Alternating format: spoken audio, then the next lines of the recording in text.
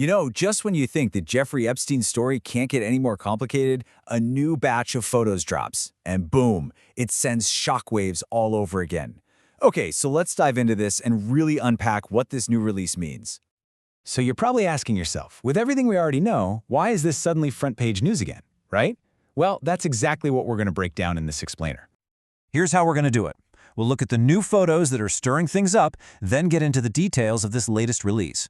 After that, we'll zoom out and look at the whole Epstein network, explain why these photos matter so much, and finally, look ahead to what's coming next. All right, first things first, these new photos that are making everyone ask, what is going on? So, get this. On December 12, 2025, the whole story just exploded again. Democrats on the House Oversight Committee decided to release a new, and I gotta say, pretty small batch of photos they found at Jeffrey Epstein's estate. And let's be clear, this was no random leak. It was a very deliberate political move. So what was actually in this release? What do these pictures show us? Let's take a look. The release had just 19 photos. 19! Now I want you to remember that number, because trust me, it becomes a huge deal later on. And the list of people in these photos? Well, it's a real who's who of the rich and powerful. You've got Donald Trump, Bill Clinton, Steve Bannon, Richard Branson, Bill Gates, Woody Allen, and former Prince Andrew.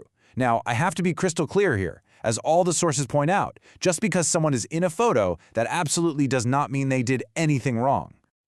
But it wasn't just famous people. The release also included some really bizarre and explicit images. We're talking photos of sex toys, ropes, restraints, and even weird stuff like parody Trump condoms. It really paints a disturbing picture of what was in that collection. And you guessed it, this immediately turned into a political firestorm. On one side, you have Democrats like Representative Robert Garcia saying these photos raise even more questions and are essential for the public to see. On the other side, Republicans on the committee fired back hard. They accused Democrats of cherry-picking photos and making targeted redactions just to create a false narrative about President Trump. Okay, so to really get why just a handful of photos can cause this much chaos, we need to take a step back and look at the horrifying bigger picture, the Epstein-Maxwell operation. Look, this story didn't just pop up overnight. The first known FBI complaint was filed way back in 1996, and it was ignored. Then in 2008, Epstein got that infamous sweetheart plea deal. It took until 2019 for him to finally be arrested on federal charges, and of course, he died in jail.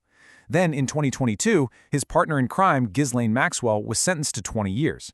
This has been going on for decades.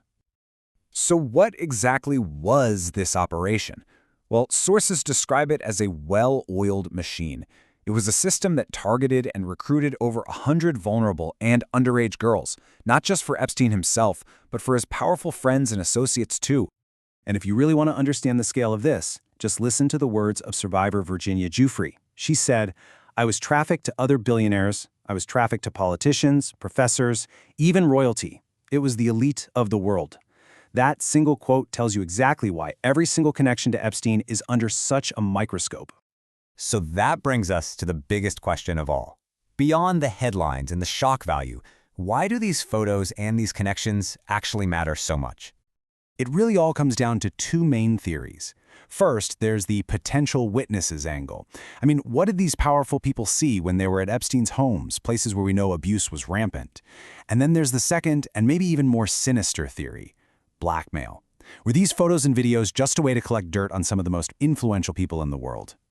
And that's not some new conspiracy theory. As one report put it, that has always been the suspicion, that this man had cameras everywhere, that he kept blackmail tapes. That was his leverage. The idea is that Epstein wasn't just an abuser, he was a collector of secrets, and those secrets gave him power. So now that we have all that context, the big question is, where do we go from here? What's going to happen next? Okay, remember that number I told you to hang on to? The Democrats on the committee released 19 photos. But it turns out they have 95,000 of them. No, you heard me right, 95,000. This tiny release is just a drop in the ocean compared to all the photo evidence the committee is sitting on. And here's another thing that is absolutely critical to understand. This political photo drop from the House committee, it's completely separate from a much larger release of files that's coming from the Department of Justice itself, a release that's legally required to happen. So how did that happen?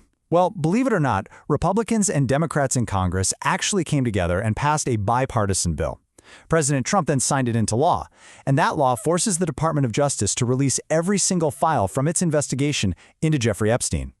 And it comes with a non-negotiable deadline, which is coming up fast, December 19th, 2025. That's the date that everybody is watching. So, when you put it all together, these 19 photos are just the appetizer.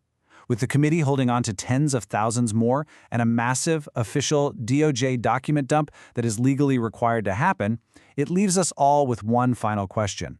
What other secrets are still out there, waiting to be revealed?